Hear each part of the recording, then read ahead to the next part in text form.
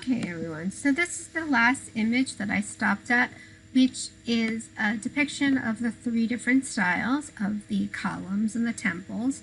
And if you see, I explained that in this place with the roof, when you have the roof on it, it makes this kind of triangular space. This is called the pediment. And so we're going to look at some of the sculpture in one of the temple's pediments. And so, of course, there will be two sides to the temple. So for this one, we have east and west pediment. First, we're going to look at the west pediment. And this is dated to circa 500 to 490 or 470s BCE. And it's quite ingenious how they have their center figure, Athena, the goddess of war, standing nice and tall in the middle, and then the next one kind of lunges forward and then kneels and so on and so forth. So you really see this kind of triangular shape that these figures are taking. We're going to focus in first on this figure, which is the dying warrior. So you'll see here, one, it has no clothes on.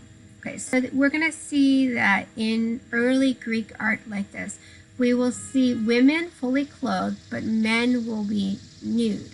But I will show you in a minute that this was actually painted originally, and most of the art over the course of time, though, has lost the pigment that was painted on it because of just weathering.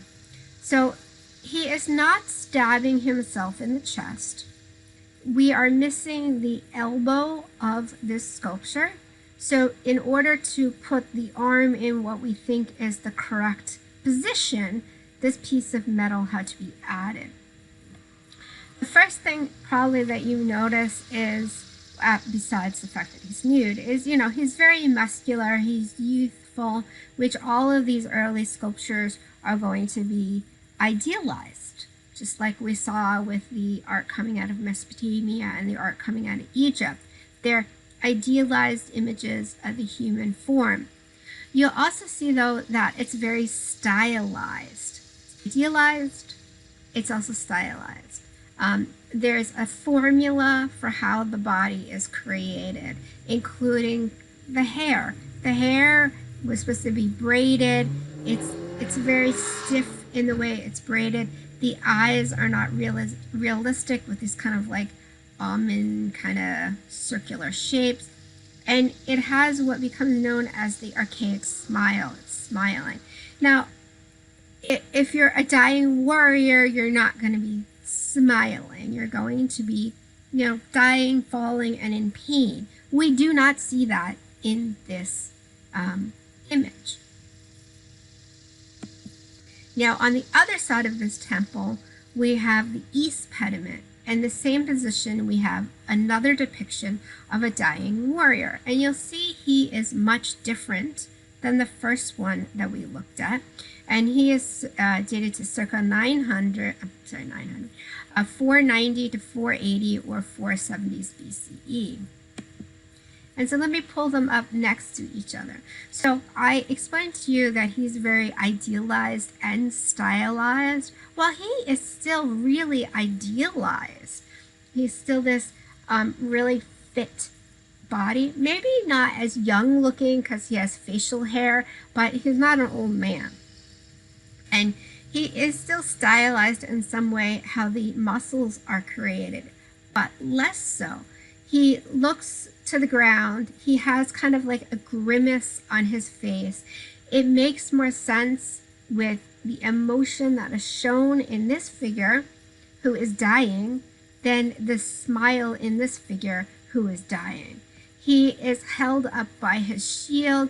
He wears a helmet. As I already said, he has a beard. And just in general, his muscles are much more realistic in the way that they are created. In the other one, we have, again, he's got these muscles, but they're maybe too pronounced. They're too much. It's not really realistic in how they were created.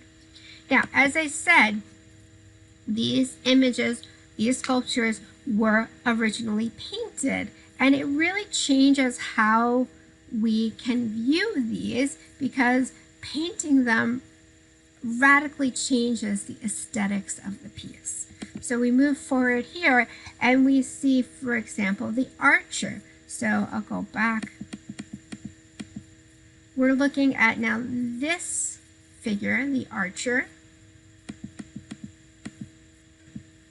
And here he is painted. So some of the figures definitely had clothing on, because you see that he has the indication carved for the bottom of the pant leg and for the bottom of the sleeve. And this is what we believe that he was painted like, something like this, from little bits of paint that we still have left on this and other pieces of sculpture. And you can see that it really changes how we would view this figure when we're looking at the temple. It looks much more realistic like this. And the bow and arrow would have been made out of wood or something. And they've just been lost over time. So here is what he looks like today. We see the hole here, which is the location of the quiver here to hold the arrows. Okay, so I'm going to end this video because the next one I want to pick up with the idea of the Kouros and the Kora.